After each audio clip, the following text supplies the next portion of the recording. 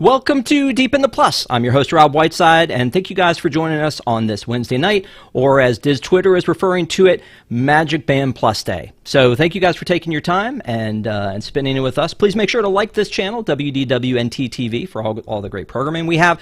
And, of course, please make sure to like this show because we have a great show for you. We're going to be talking about, we're going to be talking with this lady. It's Allison Shee. How are you? I'm doing well. How's it going, Rob? Good. And also, just a reminder that Allison does accept super chats for popsicles because, man, does she love a popsicle. That was a big Park Center thing for you, I know. So thanks for sharing it over to Deep in the Plus with us. We appreciate it.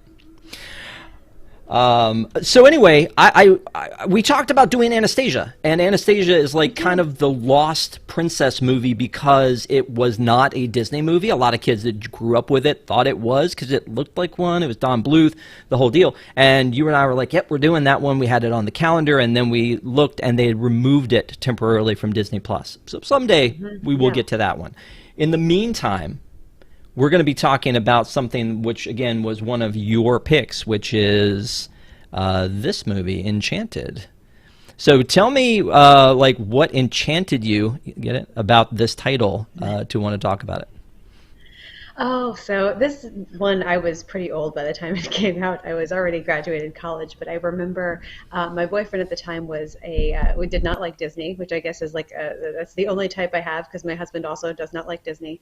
But he loved this movie, and he just thought it was hilarious. And it's a hysterically funny movie with lots of like amazing Disney tropes. I love Amy Adams. She's in my favorite movie of all time before she was a redhead. She's in Drop Dead Gorgeous. Which is a very dark comedy, so I have a really soft spot for her before she blew up and became this mega star. And I feel like this is one of her first real breakout roles, and it's just so well suited to her at the exact right time. But yeah, this has the right amount of humor and irreverence, but still plenty of the genuine Disney fun. So I'm happy to do it. Plus, there's a sequel coming out. Yes, absolutely. Disenchanted is coming this fall to Disney Plus, which I'm a little disappointed. I feel like it deserves, and maybe I'm just being too rough on Disney Plus because we only talk about Disney Plus. I feel like if it was a great movie, they're going to put a lot of money behind it and they're going to put it in the theaters. It's 2022. Maybe we don't do that anymore. Like when Pixar movies go directly, I feel like you've cheated that movie when they go directly to streaming. But in this particular case, I'm just excited to get this movie. We've been hearing about it for years. It's actually filmed. Maya Rudolph's going to be in it. It's going to be fun to see Disenchanted. So although you kind of hate it when someone has their happily ever after because the sequel always breaks them down to zero again, right? So I don't know that I want to see these folks go back to zero. Yeah, no, that will be a little heartbreaking probably, but maybe it won't be that way, and we'll just be seeing what's going on with the daughter growing up, and who knows. That's what I usually like about Ted Lasso. Is I don't know if you watch it on Apple Plus, but Ted Lasso is it always works out. And that's better than, say, Orange is the New Black, where it always doesn't work out, or Ozark, or any of those where it just never works out. I have enough of that in my life. I really need the works out thing, and that's what I think also draws me to this movie as kind of like a perfect little movie. But one of the things I was thinking of as we were watching it or getting ready to talk about it was, how would you classify this movie? Like, Into the Woods is straight up a musical. This one has a lot of music in it. Is it a musical? Is it a rom-com? Or is it just a family movie? Oh, that's a good question. I would say it has musical numbers, but I don't think I would classify it as a musical, although two of these songs are very catchy, and if you play any kind of Disney mix, a lot of them will show up in there. Yeah, no, I think it's just, I guess it's all three. It's also a family movie. It's also a rom-com, and it gives you all those kinds of feels. And maybe that's why it's so good, because it sort of crosses so many genres and allows so many different people who ordinarily might not like family movies or rom-coms to find something to like about it and enjoy. Yeah, the feels. We talk about that a lot when we're talking about movies, specifically Disney movies. It gives you that Disney moment, or like in a Avengers movie, it gives you that hero moment where you're just like the music swells and the team comes together and it's just yes. Or the girl gets kissed and comes back, or and we can talk about all that kind of stuff. But those Disney moments that kind of just give you goosebumps or chills, and you go, yes. I mean, Frozen had that for me. I feel that when I'm watching that movie. There's a lot of them and I think that's kind of what draws us into the brand, that makes us go to the parks, that makes us spend all our money. So I think it's all interconnected. It Right? has that, and yet it's a parody. But it doesn't make fun of it so much that it doesn't have the things that you love about the best versions of Disney movies and princess movies. So it hits the exact right note. It just hits different, is what you're telling me. Parodies. That's interesting too, because it kind of is a parody. It's a fish out of water, yada yada. One of the things that I found interesting right off the bat of this movie when I rewatched it, because it's been a minute since I've watched it, is how we get to see the Disney castle and they back away from it, and then after that's done, we go back into the castle, which I'm not sure we've seen that before, have we? Where they go right back into the castle? Ooh, that's a good point. I'm Yeah. not sure. And because they go back into the castle, then all of a sudden we see these, and you use the word tropes, I'm going to use that again, common to Disney movies. The fancy Gothic lettering, the book opening, the narration so well done by Julie Andrews, again, a thing that I had forgotten about. Anytime Yeah, the you first add thing Julie. you hear is Julie Andrews' voice, Yeah. and it's amazing because the last thing we did was Princess Diaries, which also starred our queen. So Our queen. Yeah. She should just do Disney things. She never should have done movies like SOB, Kids Look It Up, and other things like that. She should have stuck in this lane. But when this movie opens up, this movie is an animated movie. there are like little allusions to each of these like classics, so you kind of feel like you're in there. But this Yeah. goes on for a while. This like opening 11 animated minutes. sequence. It's a long Not time. not that I was paying attention for our purposes here, but yes, 11 minutes in is when she gets pushed into the well. So as it opens, it's all of those, like you said, it's kind of a parody. She's singing about true love's kiss. She's with her forest animal friends. She's looking for her prince. The prince is out hunting trolls. They get together. It's magical, and they're like, "Hey, we found each other. Great, let's go get married immediately." Which again is like, that's one of those things again where, yeah, okay, that happened with Snow White. It happened with all these others. It makes sense that they would make fun of it. But in 2007, when this movie came out, that would have been ridiculous. A ridiculous premise is that, they're just going to Yeah. go get married. So But it's really the first time we see them poke fun at that kind of thing, because Frozen isn't for several more years, where like there's a whole premise about that. But this is, this is Yeah. like the first. It's a kind of a hot take at the 2007. You don't see movies around that premise, but we certainly aren't making fun of Cinderella and Snow White and Sleeping Beauty at that time. Yeah, for sure. Is there any part of you, because I felt this, that was like, let me also have the animated version of this movie? Like, let me see where this movie would have gone had it been a full-length animated feature, or is that just me being silly? Oh, I don't think it's silly. I did find myself like a little bit like wanting the live action. I think because it just gets so much more interesting and funny when she ends up in our world. So I was like, oh, this is going on a while. But now that you say that, I think I would enjoy an animated version of this. It certainly could be a standalone television show, I think. Yeah, They've done that absolutely. with so many other things, Like a Tangled prequel. Yeah, Giselle and Andalasia, right? I mean, Yeah. so she's, working here trying to find the right mouth for her prince, for her to kiss, and explaining all that. But yeah, just the animation is really kind of fun. And again, looks like something that might have been done around the same time as it looks to me like a hand-drawn version of Tangled. The way that the way that she looks in it, the way that the cottage is, all of that looks very much to me like Tangled, but hand drawn. And then it makes me wonder, well, what if they had gone ahead and done the hand drawn Tangled, and what would that have been like? Because again, our prince, who is Prince Edward, does kind of resemble a little bit of a Flynn Rider situation. Maybe it's just the hair that I'm looking at, but all we're seeing now is Nathaniel and this goon. So we'll get Oh, off of by that. the way, I think looks like the guy in Princess and the Frog, that like accompanies Prince Naveen. He looks Yeah. exactly like that, which is also like around this time that they're creating that movie. True, true. Now that you say that, I'm looking at this, and a lot of it looks like it could have been Princess and the Frog, kind of like a, that could be, like the Naveen model or whatever, kind of the Oh suave yeah, and yeah. debonair. He has the same chin and that same kind of swagger that Naveen has. Yeah, Did which you I just? only really noticed because my daughter watches that every day over and over again. I was about to say, did you just uncover a major cheat here, where they cheated us out of this because they went, okay, we're already working on one, we'll just make it look exactly the same with the same models and things like that, because we're only going That's to a use very common animation thing in for. hand-drawn animation, right? True. Yeah, Dawn is in chat, said, yes, Allison, I thought exactly that.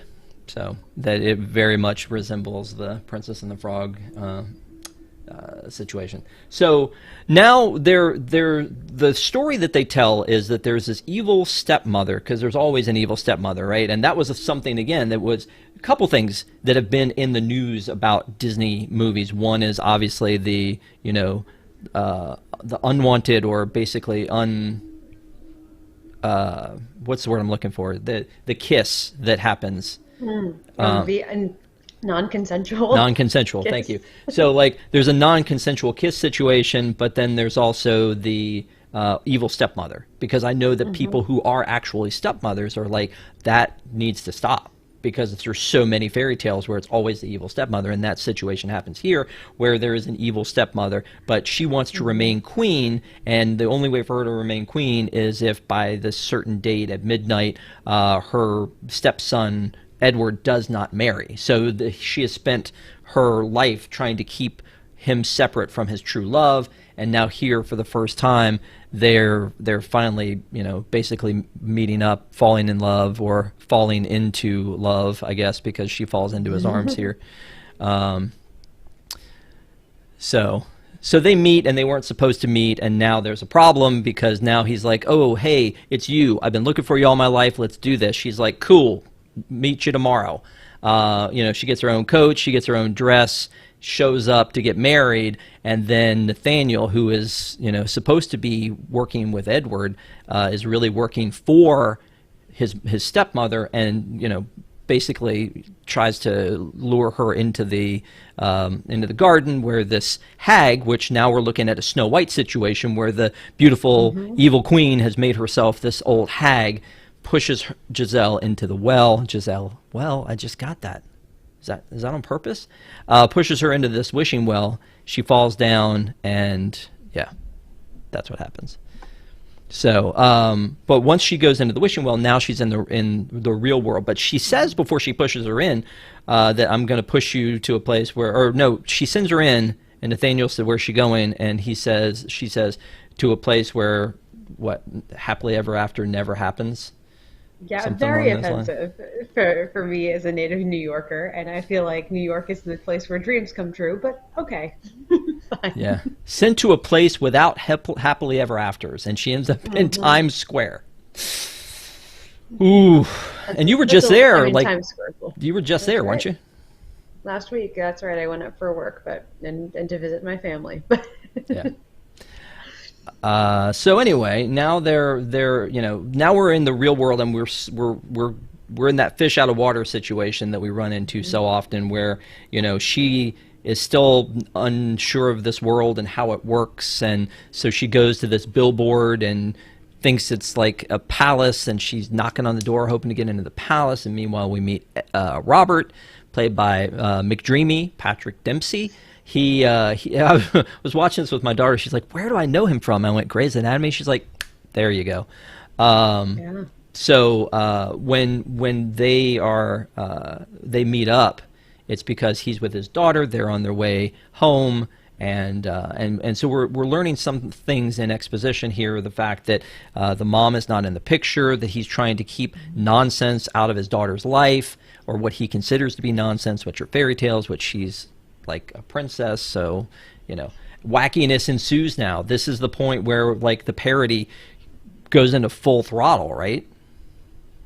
Oh yeah, and he does not want to be along for the ride at all. He's just being dragged kicking and screaming into his daughter's like fantasy world, and the fact that that billboard with the the castle on it is like for like a seedy casino is just like it's just chef's kiss perfect. Yeah, and then she ends up before that she ends up looking. She wants some sort of look into some kind of kindness, and she finds this homeless man with no teeth who smiles at her and steals her tiara, and so she's at her wit's end at this point, and she's only been here. I don't know how long has she been here at this point because we lose track because she gets pulled into the subway station and comes out. It almost seems like she's been there a day. Yeah, well, I think it's probably a couple of hours. It seems like she arrives, around noon or something, and now the sun has gone down. So she's been traveling for hours, and she's like just kind of lost. But yeah, the timing is a little unclear, but I think it must just be 5 hours tops. I don't know if Jodie Benson. I assume she was cast in this because she was the Little Mermaid and because this is a princess movie. But I freaking love Jodie Benson. She may be like my favorite Disney princess actress. She's like the nicest lady. Everyone who's ever met her. She does tons of like fan events and stuff, and lots of live performances at those events. And yeah, she seems like a lovely person. And Yeah. I didn't catch this cameo, so thank you. Oh, you didn't know that was her? I didn't recognize her. I've seen Oh. her more recently, and this is now 15 years ago. So she's No, she that's still fair. looks fantastic, but she looks a little different. Well, and the It's funny been thing a is while. that I've seen her at D23 events. She did all the princesses. I think got inducted into the Hall of Fame, and so when she was there, she flexes her cast member ID because she loves that she is a cast member. Like that's a huge deal for her, and so I saw her at D23 doing that, but then I also saw her again getting backdoored into Rock and Roller Coaster once with her her family. So I'm like, hey, that's Jodie Benson. To which, of course, my children went, who? Not everybody loves the behind the scenes, folks, of movies. That's what we do here. But I mean, not everybody loves to know who does what and what's the truth behind the The veil. Little Mermaid is also after their time, before their time, rather. Yeah, but everybody loves the Little Mermaid, right? Well, my daughter's too afraid of it right now. I let her watch it, and then she woke up at 3 in the morning, and she was like, "Ursula's scary." I'm like, "Don't worry, she's not real." Yeah, true. So now she and Robert meet at the billboard. He catches her, or she kind of falls on him, and he's like, "Do you fall a lot?" And she's like, "Yeah, but somebody usually catches me." And then she's in her big poofy dress and heads on over at his apartment. He seems to think that he's not going to let her in for long, and yet he brings her all the way up to his apartment. I feel like there was probably a better solution here. Yeah, I don't know. Maybe this is like the year smartphones came out, so maybe that has something to do with it. Like, I gotta like go up to my apartment and either Google or like look at the yellow pages and see like where can I call for this person? He hands in one of the final scenes. He throws his phone to Nancy and says, "Call 911." So he has a mobile phone. Yeah, no, but it's not a smartphone. This is the Oh, year I got that you. I like got the you. iPhone came out, right? So if you're like, I need to Google the phone number for a psychiatric facility, because 911 isn't always appropriate in like this kind of things. Like, I don't really need the police here, but I need is like some kind of mental health services for this very confused and hilariously dressed woman. Yeah. Yeah. So absolutely, when we're going in here and we're looking at this movie, she's still playing the part of the princess. She is, very dainty and putting her hands together, and everything is just ooh, let me just take a nap here, and yeah. So, and then meanwhile, Robert's daughter is just like, I think she's going to sleep. What should we do? He's like, no, no, no, we can't do that. And then he's like, okay, we'll let her sleep, but you got to sleep in my room with me. So again, he's being somewhat careful, somewhat New Yorker, somewhat being a Yeah. little smart about things, but at the same time, he is also welcoming a world of trouble when he brings this strange woman up to his apartment, I feel like, and around his Yeah, daughter. no, That's the other thing, I around his daughter. certainly would not do that around my daughter. But Yeah. I also know like the negotiation skills of a small child are incomparable, and his daughter very much wanted this woman to come up. Yeah. So it's ridiculous for sure. And then they get a free cleaning out of it, right? Yeah. By the way, our friend Miss Allison is in chat and was an extra in this, and so when we get to the "That's How You Know" song, she is in that. So we'll try to pull that up at the same time, enough cool. that we can watch it, but also that YouTube doesn't yell at us. So now that they're in this real world and they've met, here's what I find interesting about the movie making process. There's her story and his story. Actually, back up a second. There's Edward's story and Giselle's story, and when they finally get together, then they break it up into her coming into the real world, and there's her story and Robert's story. And then when they get together, now we're looking at her story, their story, and Edward's story. But you see what I'm saying? Like they always have two stories going along where we're going back and forth between two. So I find that fascinating in the movie making process, how they put all that together.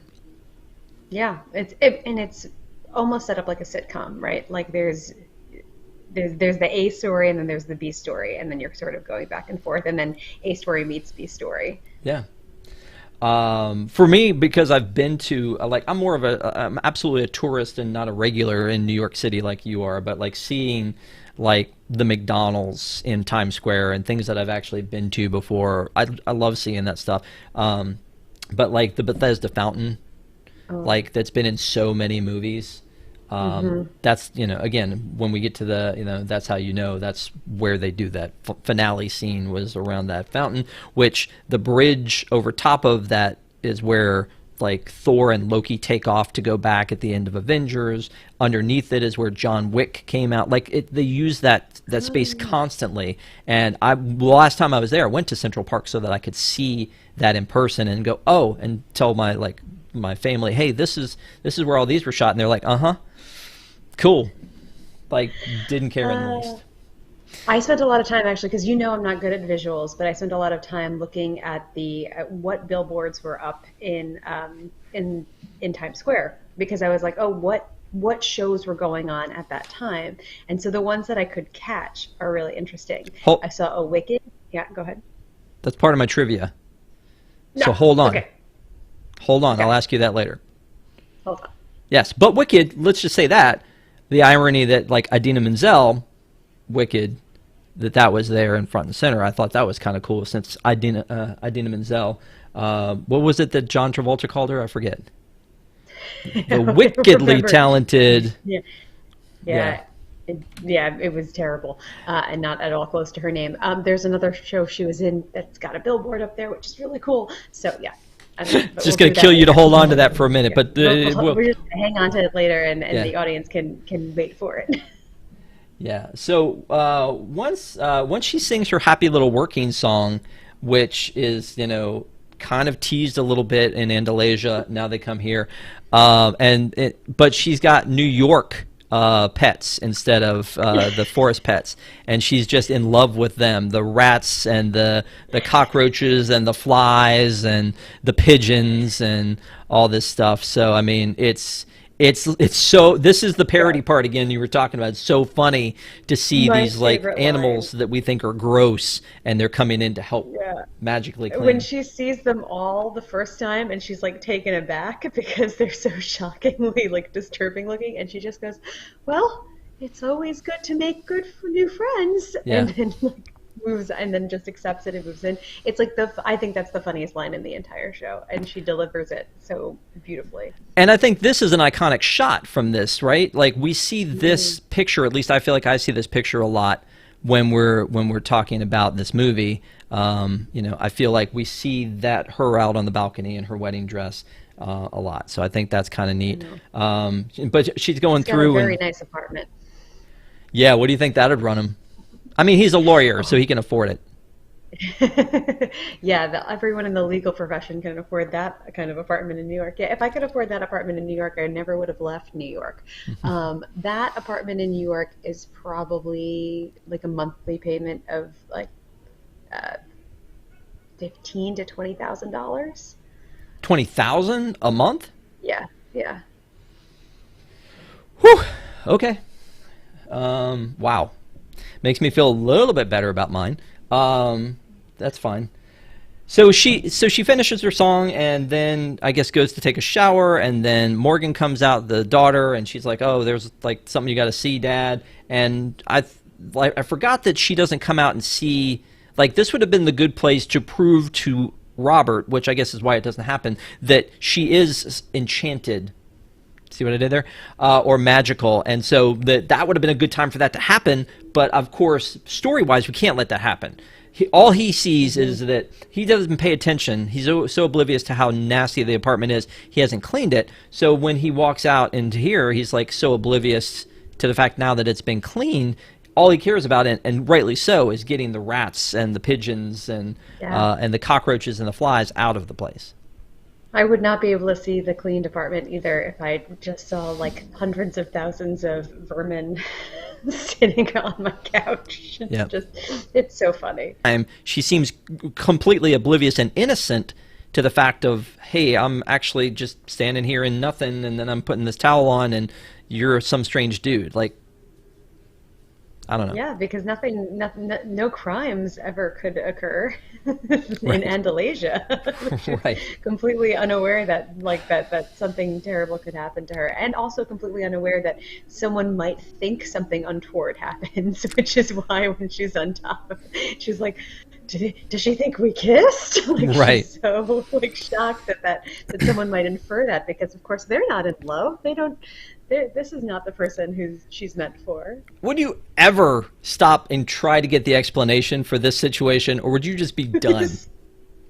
I mean, I think I would. I think that Idina Menzel plays this like perfectly, because she's just like, well, here I am thinking that you are like this really thoughtful guy. I should never stay over the apartment because that wouldn't look good for your daughter. And I'm thinking, what a sensitive, respectful man I have. Didn't know that you were worried about crowd control. And she like leaves, and I think, what a The crowd control line is very funny, yes. Yeah. And then he's like, wait, won't you take my daughter to school? Like before he's trying to explain really what happened, like he doesn't try to explain. I mean, he's like, it's not what it looks like. And before he really tries to explain anything, he's like, will you take my daughter to school? Wrong time, dude. Yeah, that was really, really foolish. I do understand not explaining like fully with the daughter in the room, because to explain, you have to acknowledge that she might have thought something untoward had happened, and explain that like that's a lot to explain in front of a 6-year-old. But yeah, to then be like, please do this errand for me. Right. It involves taking care of my daughter, and please don't say anything inappropriate to her after you just saw this scene. Like, it's a totally. While you're at it, can you take this bag of trash out to the garbage for me? And thanks, love. I'll see you soon. We'll talk about this later. Meanwhile, back in Andalasia, the queen is seeing this. She's angry because she knows that Prince Edward has gone to this land to find her, and so she sends Nathaniel to do her bidding in this world, because she doesn't want to go, and he's in love with her, so he'll do whatever she says. So she tricks him into going to this world, and then Pip, the chipmunk, goes with him. And this, I think, is hilarious, that in Andalasia, Pip has this like kind of Bronxy kind of accent, but when he gets into New York, he can't talk. Yeah. Because yeah. he's a chipmunk. So I don't know. I Which find is that a very very funny. Wicked like theme, actually, because that happens in Wicked, where the animals who previously had the ability to speak start losing their ability to speak. So I wonder if that was just like an idea. Yep. From Here's that, Artie and his which was team wildly again. popular at the time. Yep. Yeah.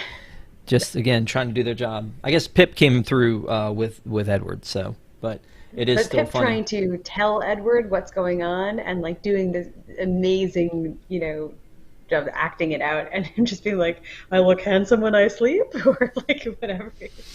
Because he's that very gag is egocentric. hilarious. Yeah. Yes, it's always about him. And again, now they're going back and forth really between like the Edward and Nathaniel story versus the Robert and Giselle story. But I mean, it's now we've got a new fish out of water situation, because rather than being kind of timid and scared of everything, sort of like Giselle is, she's like, well, what is this strange thing? Just Edward's just like barrel rolling through this world, just like, slaying the bus and, looking at this magic mirror and all this other stuff. And I guess that's because he is the valiant prince, right? So I mean, like that's his attitude, but he's got a touch too much machismo for his own good. Yes, slaying the bus is really hilarious. Yeah. Yeah. So now I'm just I love this entire like this setup again with the innocence that Giselle has, because as she's starting to learn more from Edward, she's starting to doubt this like everything that she knows. And really I feel like that starts when she meets the couple who was getting divorced. Like he brings her to work and she meets this couple and it's like, oh, you know, you love her, and he's like, wait, what kind of trickery is this? And it's you feel that, don't you? Like you feel her like Yeah. Yeah, it's a little bit like Pleasantville-ish, where it starts to like get the illusions start to get shattered, and it's really hard for or her. Teen Beach Movie. I have The not seen. Patrick and I reviewed that last week, or 2 weeks ago. Well, Sorry, now 2 weeks watch ago. it. Yeah, Yeah, you now gotta I have to watch it. watch it. Yeah. Oh, but when she is in there, I will notice this because this was like only if you listened really carefully could you hear this. But when she's in the office and she's looking at the fish tank, they're playing an instrumental part of your world in the background. So now that I know that Jodie Benson is like is a cameo in the office, that's like even better.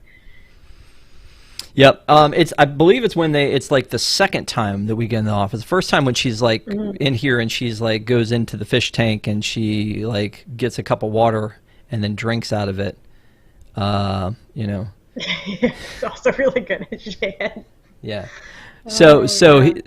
she does this. She spits out the fish. Which am I wrong in the Fake, fact that which that means that Amy Adams had to have actually had that fish in her mouth?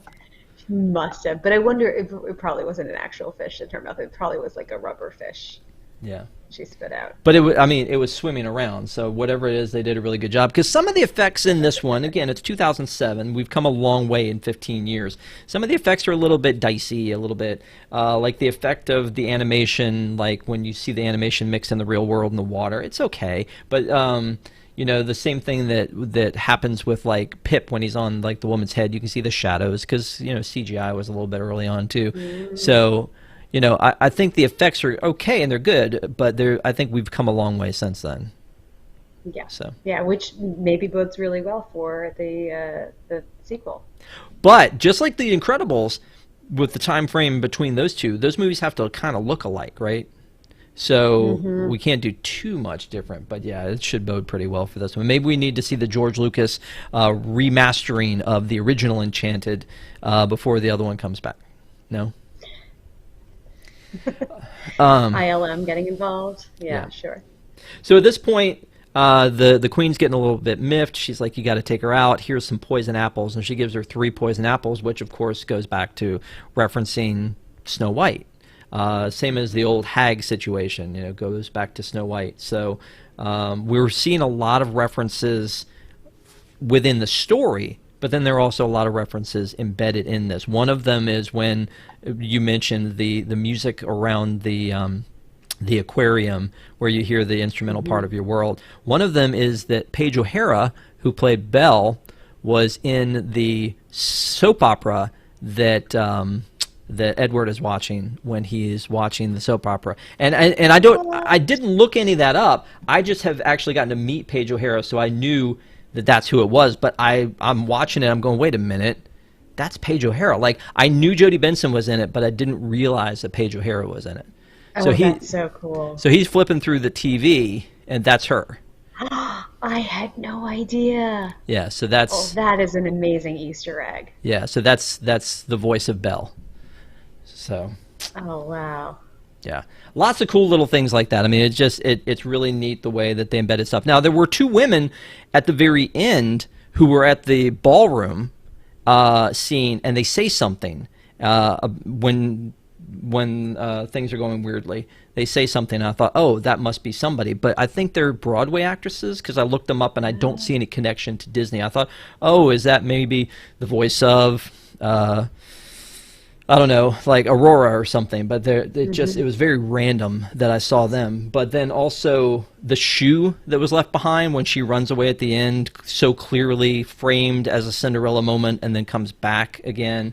her changing into the dragon, very much a Maleficent, kind of a thing. Are there other things that you saw? I feel well, definitely the waltzing was a very much a both Beauty and the Beast and also a Sleeping Beauty, but yeah, I don't think anything. You caught all of them. Well, apparently I didn't catch all of them because Judy Kunn, I think is her name. Allison has pointed out to me in chat was. She was in Pocahontas, and so she was in it as well. Judy Kuhn, yeah. She's the singing voice, right? Allison can correct me if I'm wrong, but I think she's the singing voice of Pocahontas because she's the name that comes up on Spotify if I play Just Around the Riverbend, because I think they had a different actress do the speaking and a different one do the singing in Pocahontas. Yeah. Was the singing voice of Pocahontas in the 1995 film. Yes, correct. So, lots of little Easter eggs thrown into this one, which, again, are very cool. When we did the review of Tangled, Tangled referenced a lot of previous princess movies. So it's neat that they do that, but it's almost too much to catch off the top of your head when you're watching it. Yeah. Speaking of things you might not have caught off the top of your head, can I throw some trivia at you now? All right, let's do it. I'm not going to get any of these, but maybe these Broadway ones. Let's see. Yeah. So you mentioned that. You mentioned that like when Edward shows up, really more when Edward shows up than when Giselle shows up. They show Times Square because he's on top of the bus and you see all the billboards. How many of them did you catch? So I caught the two that Idina was in, was Wicked and Rent. Idina was the original Maureen in Rent when that came out, and she was like at that time like 19 years old, very young. It was like her breakout role. It's where she met Taye Diggs because he was also in Rent, and that was her husband for many years. They had a kid together, at least one. So I saw those two, and I thought that was really interesting because of course she's in this movie. So I think they like intentionally made sure we got the billboards that she's involved in. And then I caught two others, The Producers, which I think came out earlier in the 2000s. So at that point, in 2007, it must have been on Broadway at that point for like 5 years. But initially, that was like Nathan Lane, Matthew Broderick together that had done like unbelievably well for a long time. And then the last I saw was Chicago, which was on Broadway for like 20 years. It's one of the longest running shows. So here's the list I had just that I caught off the top of my head. Color Purple, Wicked, The Producers, Lestat, Jersey Boys, Hairspray, The Wedding Singer. Oh my gosh. Tarzan. Tarzan was very quick. I never got to see Tarzan on Broadway, and I really had always wanted to. And then, like as you mentioned, Chicago and Rent. So, yeah, that's a lot of them. I don't think you need to see Tarzan on Broadway. If you saw Tarzan Rocks back in the 90s, that was fantastic. So much better. You know what's funny about that? I get dragged about that a little bit because I know that a former friend of ours that used to, former panelist of ours, Tyler, he and I think some other people like watched Tarzan Rocks and were just making fun of it. And I was like, if you'd been there, it was something. It was fun. Yeah. It was a good show. You saw those people on those inline skating, those tricks, and jumping on those nets. You have no idea. Plus, the Tarzan was always unbelievably ripped. It was just like kind of amazing to watch him on the rope swing all over the place. That is not necessarily why I was there, but that's fine. That's all good. You know what? That's whatever. Such a good show. So let's take it back a second. When she's making the prince, this is to the trivia again, when she's making the prince out of like common household parts, the prince that she's dreaming of, what is the head made out of? Ooh. It looked like a burlap sack, but I don't know what, like a broom? I don't know. It's a pitcher. Oh, right, because the nose is... Yeah. So yeah, okay. It's a pitcher. Thank you. What is Edward's horse's name? Oh. He says it really quickly. I have a fascination with cartoon horses. I really do. Like animated Disney horses. I really. And if you Is go it to Saratoga shared with Springs, another Disney? if you go to Saratoga Springs and you go into that, like, you know, obviously because it's themed after horse racing, if you go into the main lobby, which who does that anymore because you just get on your app and go directly to your room. But if you go into the lobby, there are portraits of many of the Disney horses, and also like Prince Charming's horse's name was Samson, and so I always used to, like, you know, try to challenge my mom with that so much that I made it like her password, so she had to deal with it. Yeah, You're so good. I know. I don't think I caught the name of the horse. Destiny. But I feel like it has some Destiny, right? Because Yep. he says like "Ride, Destiny, ride" or something Yep. like that. Yeah. You're a New Yorker. What subway station does she exit from when she is leaving? Oh. It's funny because there's a line on there that doesn't exist anymore. Was it Bowery Street? Yes, absolutely. And you're right. It doesn't exist anymore. Like that's Yeah, well, it's just one line. I think the Z is not there. There's still like a Bowery Street station, but like one of the trains doesn't exist anymore. It's like, oh, that's not a train in New York. Yeah, apparently that one ended in 2003, that other line, and so this is shot in like 2007, right? But yeah, it is the Bowery station. So very good. I had my rehearsal dinner not far from there because we had it at a Chinese restaurant. This is sort of in the outskirts of Chinatown. Yeah, the JNZ station. And I don't think there's a Z train anymore. I don't think there was a Z train even when I moved back to New York in 2008. But there's still a J&M train. You're doing pretty well. I mean, you killed it on the billboards. You didn't know the picture and Destiny, but you got the Bowery station, which I was hoping you would. How old is his daughter Morgan? 6. Good. There you go. Yep. They only mentions it again in exposition inside the car when they're first riding before they meet Giselle. What apartment number does Robert live in? 1207. You knew I was going to ask it. Okay. That one I took a note of. What was the hotel room for Nathaniel and Edward? I don't know. She got a little cocky. Folks. No, I'm just kidding. Yeah. At 212. And again, But if there's it was the Grand Duke Hotel. if there's any significance to that, I don't really know the room, like the 212 and that stuff. So wait, the room was 220? 212, 212. 212. Oh, that's the that's actually really interesting. So 212 is the area code of Manhattan. How about that? There you go. Okay. Just a couple more. When Nathaniel is dressed up horrible dressed up, and I guess that's again the joke, the parody that in a cartoon you wouldn't notice this because he keeps trying to like slip her an apple. When he gives her the caramel apple, he says, "Today is free caramel apple day. Tomorrow is free what day?" Oh. It's super random. Yeah, no, I remember the scene, but I didn't write it down, so I don't remember. But I do remember it was something random and pickles or something. Let me hold off and see if the chat has any thoughts on it at all. By the way, David Lung says saw Tarzan on Broadway. It was bad. See, all you had to do was have a ticket to MGM Studios, as it was called at the time, and watch the Tarzan Rock show. It's delightful. Yep. Dawn says she likes to see Hunchback though. Dawn says she likes Maximus from Tangled. So another good Disney horse. Yeah. So I haven't seen anybody pipe up about the answer, so I'll just tell you that it was beef jerky. So today is free caramel apple day, and tomorrow is free beef jerky day. This one I think you should know, but maybe you wouldn't. Susan Sarandon plays the Evil Queen. What's Evil Queen's actual name? That's right. I don't think I caught it. Nathaniel says it a couple of times, I think, and I didn't catch it. Nerissa. Yeah, which is perfect. I think I just have one left, and I don't think it's a fair question to ask. Okay, well, I'll ask it anyway.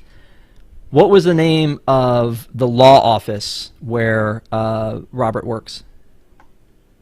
I didn't get it. Churchill, Harline, and Smith, LLP. Again, only because Yeah. we saw signs several times Right, as and they're that's walking through something the I should have hallways. written down.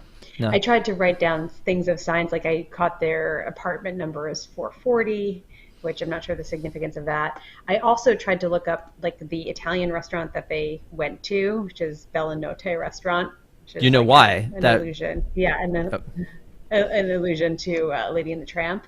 But they say it's at 116th and Broadway, which is Columbia University, and definitely not an Italian restaurant. So I thought that was kind of interesting. yeah.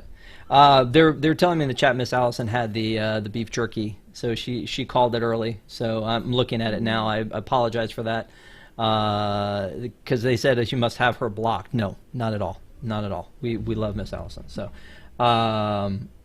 yeah. So that the only reason that I even put that question in there for you. Do we cheat him and how? The only reason that I put that in there was because of your pedigree of being a lawyer. So I Right? Yeah, figured, I should have written it down, but yeah, it is not a well-known law firm, which kind of makes sense. It's a boutique family law matrimonial law firm in Manhattan. is it a real one? It's not a real one. No, no, No. even if it were, it's not one like one would really know because Yeah, it's not like one of the like big firms. But I'm sure they make a ton of money true. on very rich people's divorces, Yep. especially given the size of that man's apartment. Right. So again, thank you for playing trivia. Thank you guys for watching, and I just wanted to remind you again, if you're watching, please give us a thumbs up. It helps people to find us, and please subscribe to WDWNT TV. Now, let me ask you, is there anything sadder than this? I feel so bad for Pip on this. This Oh, I is so know. cruel. Like, even though he Painful. is not real, the idea that they would have done this to him seems wrong on 82 different levels. I don't know what the Yeah. heck the thing was. But while we're talking about that, I feel like you were really good at doing this in the two other things we've reviewed recently, the Princess Diaries and also 10 Things I Hate About You. Is there anything other than the non-consensual kiss that was problematic about this movie? Oh, that's a good question. I tried to be um, not always The like PC the police? little police, the PC police on this stuff. And I think there was like a moment early on where I was kind of and then I stopped myself so that I wouldn't always be the PC police when I come on your show. But I think yeah, I think the big thing obviously is at the end. There are two non-consensual kisses at the very end of this movie because first Edward goes in to see if it works and it doesn't work and he's like, of course this should work, and she's not responding at all. So she's just got like there's a totally flat affect and her face is just essentially like dead because she's in this process of dying. And then Patrick Dempsey comes in and saves the day, and there's the second non-consensual kiss. So I guess those are the two biggies. But otherwise, I kind of like that here's the opposite of it, is Patrick Dempsey as a father is giving his daughter the book Important Women of Our Time for her to read. And I thought that was kind of cute because he's trying to counteract um, is in whatever is in the culture that is telling her what women should be. And he's like, oh, okay, no, you can aspire to be like these people. Right. Yeah. So you're saying this is pretty good. This movie pretty much covers. I think so. Yeah. Okay. Yeah. Cool. I'm Good. I'm pretty sure there's something I caught, but I didn't. I chose to ignore it to be not obnoxious. Yeah.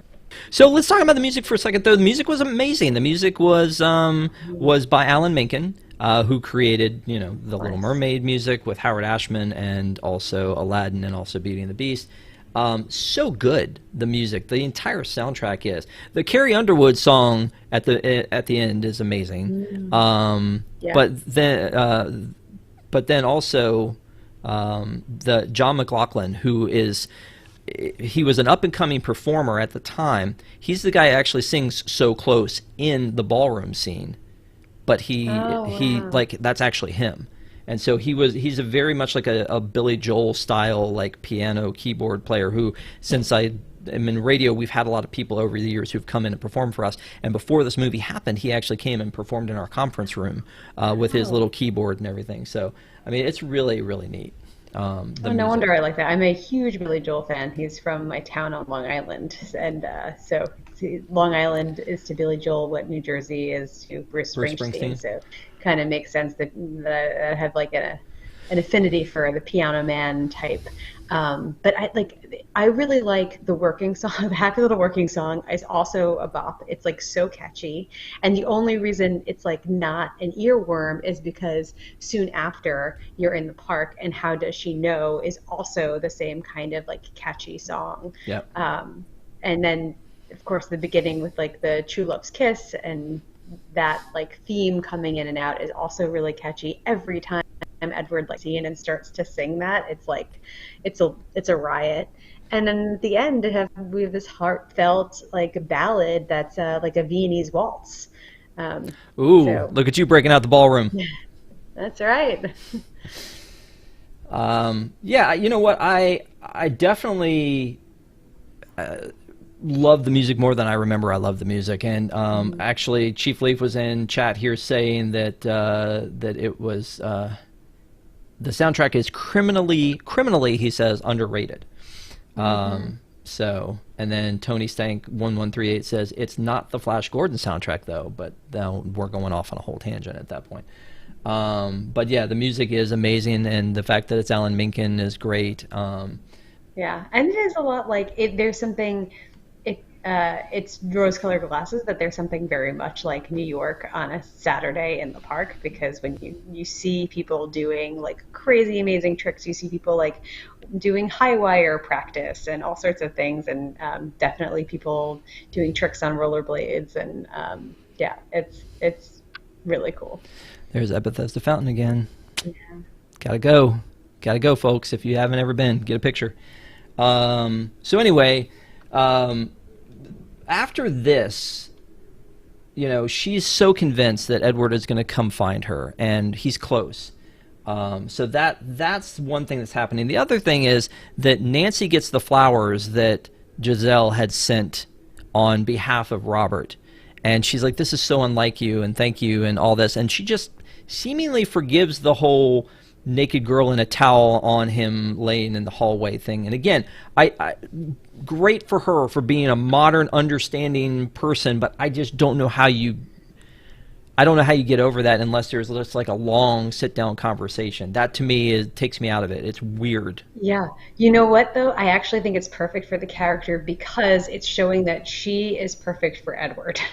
Because she needs grand gestures to feel assured, and that's not something that like Patrick Dempsey is able to really give her without a ton of prompting from Giselle. Yeah. And so I think that's the first sign that like, oh, actually this is like they're not really compatible, because he's just like wants to have a relation and talk things out, and Giselle is like, no, just trust me, just like bring us some flowers. Yeah. Well, so she's convinced he's coming. And he's coming after her. He's knocking on every door in the place, which apparently Judy Kuhn is one of the doors that he knocks on. So, that's so funny. So she's the one that has all the kids when he knocks on the door.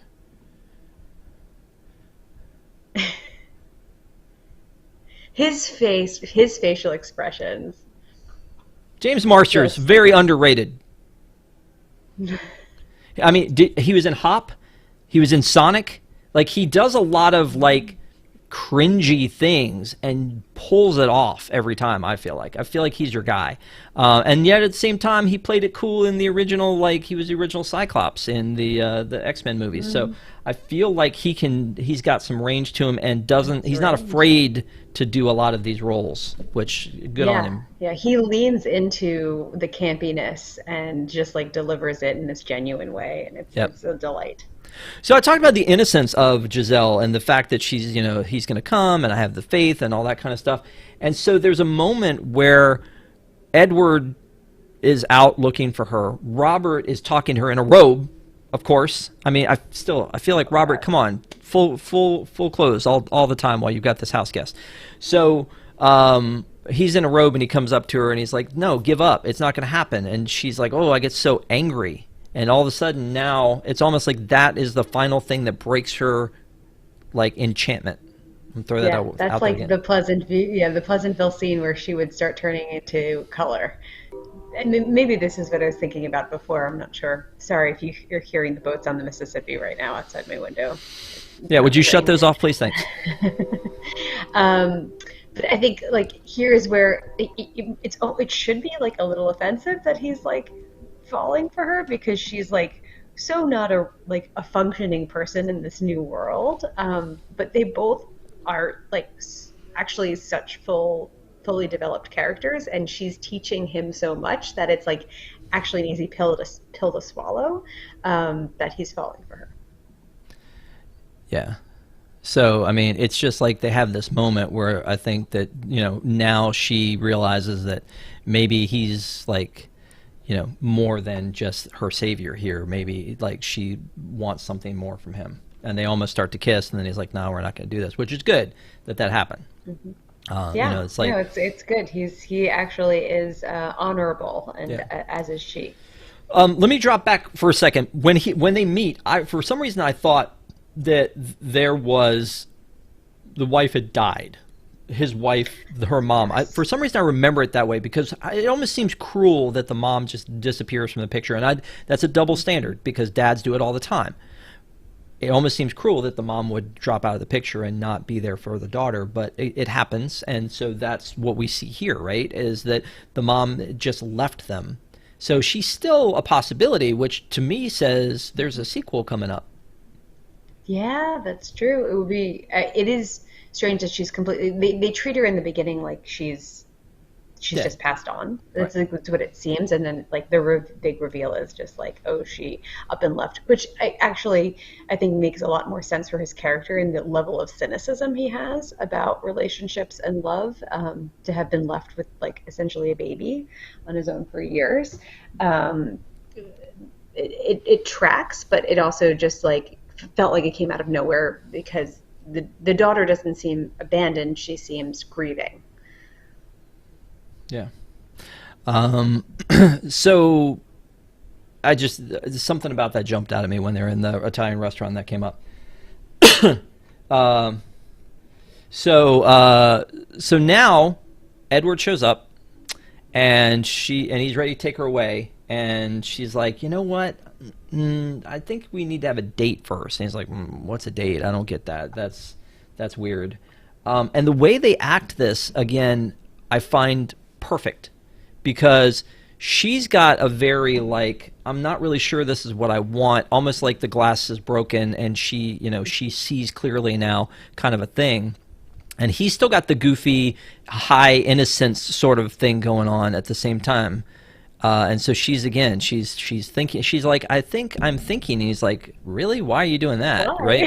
Right? So I really feel like it's one of those where the acting is so well done because she's very clear, and he's still in that enchanted fog. Yeah, and you see that when they're like walking over the Brooklyn Bridge during this date, where like he's just like, and so like, what else are we like supposed to talk? Like, what? How long do these go on? These dates? Like, and she's like, oh, it could be a really long time because I'm gonna need a lot of time before I'm sure here. And he's just like, I don't understand the point of it. And it's you see that dichotomy between the two of them. It's great. Yeah. The other thing about them walking across the bridge for their big date that just struck me is that, like, when I'm at Disney or in the parks, this is totally me. I got the hat, I got all my souvenirs, I got my lanyards, I'm eating junk food, like totally me in the parks. So Well, the Giselle is me because it's usually I'm wearing a dress and I don't have anything with me and I'm just walking around. yeah, and you'd be thinking and I'd just be dumb. So it'll all work out. But when I'm looking at the two of them here now, and then I'm looking at the chat with Tony Stang saying this movie needs some Muppets, I'm remembering her role in the Muppet movie the Muppets, that was the reboot that Jason Segel did, where she was, like the girlfriend in that one. Which again, I think both of them, Amy Adams, James Martin, I'm a fan of both of them. So I think that they both did a really great job here. Then she goes and she's gonna like go out on like another date because one wasn't enough, and they're gonna go to the ball. And the daughter's like, I got this thing for an emergency, and she pulls out a credit card. And she's like, I think this is an emergency. And then they Pretty Woman this up, but in like a good, like an easy way. They didn't have any, and there was no running into problems here. They like, they went out and just Pretty Woman the whole thing up, and they've got all this, all these packages, and they're going and getting the haircut, and the daughter's getting her nails done, and she's like, this must be what it must be like to have a mom, which again, we already have established the mom has run away, but we didn't know about Giselle's mom, and then they have this moment together. It's really cute. So it's heartwarming, and I just love seeing them running in and out of stores with just increasing number of bags and fancy bags and boxes, and it's great. I feel like and there's never a fallout from that. Often you see in these movies when there is a shopping spree like that with somebody's credit card, at some point they're like, they get the bill and they're angry, but not the man in the $15,000 a month apartment. It's fine. Do you think that Coca-Cola had some sponsorship in this movie? Oh, did you see some product placement? I caught Ellie Tahari because that was the only like store that I could see really clearly on like both on the top of the store and the bags, but I didn't catch the Coca-Cola. Well, when she's coming into the universe, when the evil queen is coming in, you see this. Yeah. But also, when the rats are cleaning up the apartment and the pigeons, there's a 2-liter of Coke that goes by. Oh, almost. So that just made me go, was there a sponsorship here? Stores looking through in where Edward's, I keep saying Edward, where Robert's office was, there was a Williams-Sonoma and a Sephora in that little area there, and then you see Foot Locker and TGI Fridays and McDonald's in Times Square. So, I always wonder, like, how much of this did they give for free, and how much of it did they? Hey, we'll let the camera pan and hang just a little bit longer on that McDonald's logo if y'all give us some cash money. So I do love the idea of Nathaniel being so distraught that he calls into the helpline on the radio to like deal with his relationship issue. Like, that's funny too. Like, just a little. It's so funny. Yeah, it just him having like all of these revelations, like the soap opera to the like, just like really wrestling with the way he's been treated and the way he feels about her. It's just, he's another one that's like, it's coming into Pleasantville and like realizing, like maybe the way I've always seen the world and seen this woman is not accurate. Can I just tell you that they will not stop with the Muppets in chat right now? It's every movie should have a Muppets in it. It's Muppet, like there should be more movie remakes with Muppets. I mean, I don't disagree. I love Muppets, but who knows? Maybe Disenchanted will have some Muppets in it. Fingers crossed. They're certainly underutilized in the parks, so that would be nice. Exactly. So now we're at the big ball. Giselle makes her big entrance, and there's this awkwardness. Oh my gosh, the awkwardness with Robert and Nancy and Giselle and Edward. And Edward's clueless to the whole thing because he's like, I'm here with my princess, and then Nancy's just I also like how the looks changed like dramatically. She like comes in and it's like a more of a sleek modern look, and then Nancy has her hair done up in like a 17th century, ready to go to Marie Antoinette's party or something. And so there's like that switch from like, here's this like very modern fashion designer woman, and she's embracing the fantasy like princess style. Well, and so they have to switch partners to dance, and then here's the John McLaughlin singing So Close. By the way, has anyone ever been to a party where they're like, ask someone you didn't come with to dance? No, it sounds like something they do at church. Turn to somebody you've never met before and, give them a welcome. Peace be with you. Right, exactly. Like, that does seem like what they would do. But but also when I'm seeing this whole group of people, they're not all dressed the same. And there's somebody who looks like he's sort of dressed like Aladdin, and someone that sort of looks like he's dressed like Jack Sparrow, and somebody that sort of looks like he's dressed like Hercules. And so again, I wonder if these were just all like just more references to movies and an opportunity to do them. But they're not all dressed the same. I don't know if I can catch it here. The Hercules one, there he is, right back there. Anyway, so it's just, yeah. So it is a very neat scene, and I love that song. And again, because I feel like I know the dude kind of because I was in the same room with him once. So I feel like this is a neat one. But there is a lot of cool music with this one. So they get to this moment, and then the hag shows up, makes her eat the apple. She tells her it's to forget everything. I feel like at this point, if the hag or / Nerissa had not intervened at all, everything would have gone her way, because they were so close to midnight anyway. Mm-hmm. Yeah. Yeah, that's probably exactly right. And her intervention caused everyone to be like, it caused Nancy to be like, it's okay, like save her life. We have like 30 seconds. Like if her life was in danger, probably her jealousy and the anger and the awkwardness would have like won out. Yeah, and the kisses, like was it just that her true love is Robert, or was it that Edward was doing it wrong? Right? I mean, he has this very soft lip kiss that he holds her just like, so gently. Meanwhile, like, just Edward is just banging his lips on her face, and it's just like, is that maybe you're just doing it wrong, dude? Maybe you would have won out here. I don't know. Yeah, that's a very like 1930s Hollywood kissing style, though. Is that like really pressed together? So, but yeah, doing it wrong. Yeah. Also, the Susan Sarandon old hag thing is super, like, I mean, I guess that's really her, but like where she's like trying to get her to eat the apple, and she's like getting excited about it, and she starts like darting her tongue, and I'm just like, is that really Susan Sarandon? I know. She's so good in this. Her like she's so deliciously evil. Deliciously evil. Okay, all right. I guess we could take that. But yeah, like I just am. It's so repulsive with her in there. But Oh yeah. yeah, like the hands and everything, the nails and the wart and the teeth. Yeah.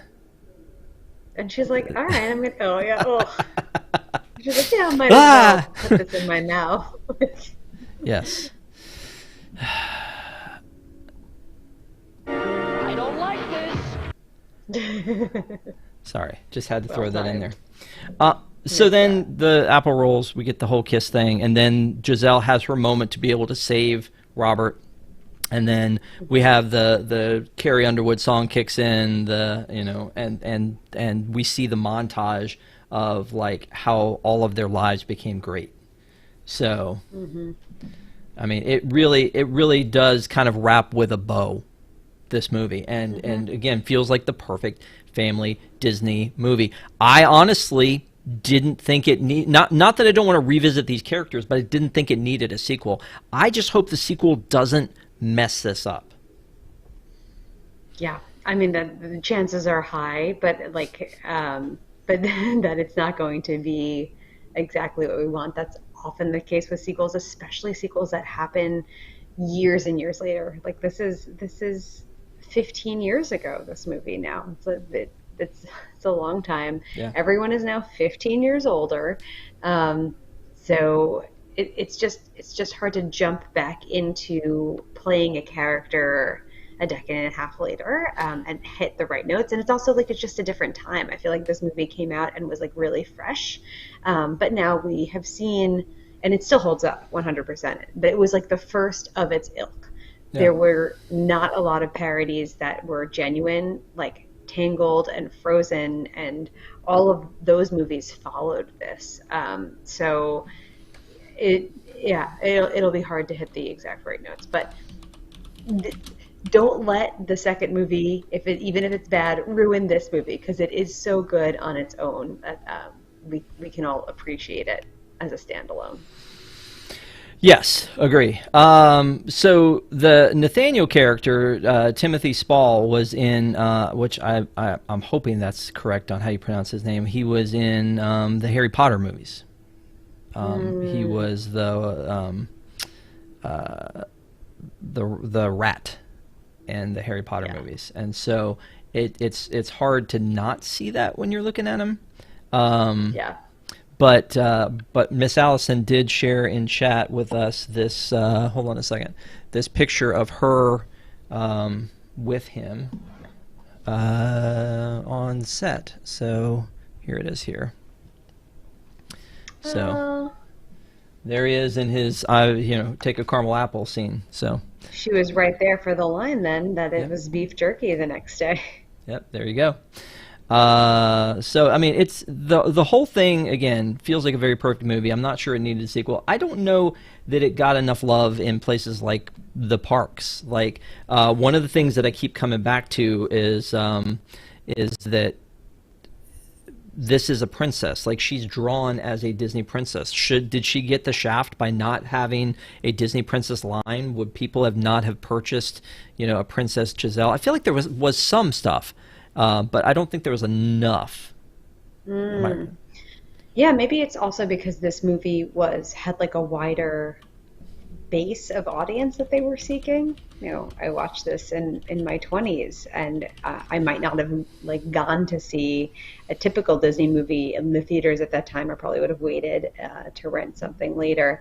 But a lot more people came to see this, so they weren't just thinking about marketing to 8-year-old kids. Maybe that's why, but I think they could have made a killing on the merch. I would have bought the dress with the curtains. Well, there you go. There is actually I'm finding on Macari a listing for a Enchanted Giselle Princess doll for $100, and so if you needed to pick up something, but again, I feel like there should have been more, and maybe there still could be. I mean, with the advent of Disney Plus and prequels, and just they need more content all the time. If Disenchanted does well, and hopefully it will, hopefully they do this movie justice with this sequel. Maybe there will be, some kind of an animated show. They've done animated shows of more ridiculous things, and I think that this one just had so much potential to be something bigger. So I hope that day comes, and it's pretty exciting. So anyway, there's that. But I appreciate you being on, and we're going to get your final thoughts here. So thank you guys again. One last attempt, if you haven't already, give us a thumbs up, and also subscribe to WDW and TTV. We have other great programming on. Yesterday we dropped a new Disney Entertainment News Today talking about all the San Diego Comic-Con Marvel announcements. So please go and watch Disney Entertainment News Today on this channel. Also tomorrow night is another episode of News Tonight. And then Sunday night we'll have Park Center on as well. So please make sure to tune in for all that, and also Boxed In when we have new stuff, which I assume they'll be on this week to talk about the Magic Band Plus, because it's all over the place. And I know you love stuff, but you don't. I know you don't. I have a stuff problem. I have so many of the original Magic Bands, and there's a bunch of them behind me, or the Magic Band 2.0s, that I'm just like, I need to control myself on this 0. one. Oh my God. Okay. All right. Stop flexing. So you're flexing. Look at behind you. That's your flex. Look at all that stuff. This is not a flex. This is a tragedy. This is a problem that you're looking at. But you can see down there, those are Magic Band LEs in the boxes, and so. But if you check out WDWNT, they can see a lot of that stuff. But I know that you're a very busy woman, and maybe you can help me, because I know you have like your own business where you do coaching. Is that correct? That's right. Yeah, I do career coaching. Yeah. So I've pulled up the website here. I haven't seen if it has anything for people who have problems shopping too much or Disneying too much, but AllisonShih.com, SHIH, and you've got your own life coaching thing. So and look at you and baby by the boardwalk. Crescent so that's fun. Lake. Yeah, Disney fans will actually recognize that. Not everybody would. Yeah, it's our first Disney trip pre-pandemic when she was little. But yeah, I do career coaching. I help people get jobs. um, this is a good time to be job hopping because there's still more job opportunities than there are people looking for jobs. So Well, I may need your coaching in more than one category then. One is to make me stop spending money I don't have on Disney things, and the other would be to get into a gig that would allow me to buy even more. Who knows? But anyway, thank you for taking the time to be on tonight. I really appreciate it. So here's the moment. Here's the time. Right now, Allison. This is important. Pay complete attention, folks, because Allison is going to tell us. Allison, would you recommend this movie? Oh, 100%. And it was so nice to have the opportunity to revisit it. I was initially bummed that we were not going to get to do what we initially planned to do. And then I had not watched this movie in a good 12 years. And it is a delight from start. The acting is fantastic. The script is good. It's funny. All of the humor holds up. We did not even talk about the bus driver who like totally steals the movie in her like 15 seconds that she's on screen. But like start to finish, this is so good. The music's outstanding. The costumes, the everything. It's just it's delightful, and it is like usually when you have a movie that tries to appeal to every demographic, where you can bring your 6-year-old or your teenager or your grumpy husband, in my case, like it's going to disappoint everyone. But this actually lives up to the hype, and everyone can enjoy this movie, and that's what is so special about it. Yeah, you know what, for me, I would say I would definitely recommend it. And to your point, I had not seen it in a long time, and I actually was in the middle of a rewatching of the entire MCU because of the San Diego Comic-Con, so I'm making my way through Phase 1, Phase 2, and I'm back through Phase 3, rewatching everything from... It's awesome. Like, I don't regret it a bit, but because I've been doing that, I kind of put off watching this. I was like, oh, I got to watch this for Deep in the Plus this week, and then I watched it, and I was like, this is great. Like, I'm glad that we came to the decision to rewatch this one. I know we talked about it, one, because of your interest in this movie, two, because we couldn't do Anastasia, and three, because you've got Disenchanted coming up. But I would 100% recommend this for anybody. This is a fun movie. It's a family movie. It's got those hidden Easter eggs for Disney fans. It's got, it's just got a little bit of everything. And so I'm really excited about this one. I appreciate you picking this one out, watching it. Did your husband watch this one with you? No, I watched this while I was away in New York, so I spared him. But he has seen it and he likes it, and we have listened to the soundtrack since then because our kid loves it. Okay. Well, we'll have to figure out when Anastasia's coming back to Disney Plus, and we'll have to do a review then. Hopefully you and I can do something before then, because I really appreciate you being on here. It feels like the old days at the Park Center, so thank you so much for taking some time being on here. Good luck with everything you're doing. Thank you guys again for watching, and we're still up in the air about next week, because I put out there that August should be Lindsay Lohan month, and I picked out 5 Lindsay Lohan movies. Don't ask, Mean Girls is not on there. It's a Paramount movie. But 5 Lindsay Lohan movies that we would talk about in August. Freaky Friday, Parent Trap, Get a Clue, Confessions of a Teenage Drama Queen, and Herbie Fully Loaded. Can't get a lot of people on board for that. So what I would ask of everyone in the chat is, either in the chat before the show ends or afterwards, just let us know, is Lindsay Lohan month a bad idea? And should we just scrap it and move on to something else? We're definitely still going to do Herbie Fully Loaded, because Patrick Hackett is the Herbie guy. He's the Herbie guy. He's the High School Musical guy. He's the Mars guy. So we're definitely doing Herbie Fully Loaded. But let us know in the chat if you think the next month should be Lindsay Lohan month, or if you have another suggestion. We would love to hear it. Dawn says, I was totally fine with Lindsay Lohan month. Chief says Lindsay Lohan is good with me. So if that's the case, then we'll be watching Lindsay Lohan for next week, and we'll let everybody know about that. So, Allison, thoughts? I mean, I enjoyed Lindsay Lohan. She's an immensely talented actress, and she was in so many things in a very short span of time. So I would gladly watch that. But if people have other suggestions or other things they want to see me back for, also, I'd be curious, because I love coming back and talking to you, Rob. It's just such a treat. Well, thank you so much, and thanks for bringing the popsicles. Next time we'll bring one for you too. Oh, thanks. All right. Thank you guys so much. Again, just a reminder, join us every Wednesday night at 9 p.m. for Deep in the Plus. Allison, thank you so much. Have a great night. Make it a great week, and we'll see you next time.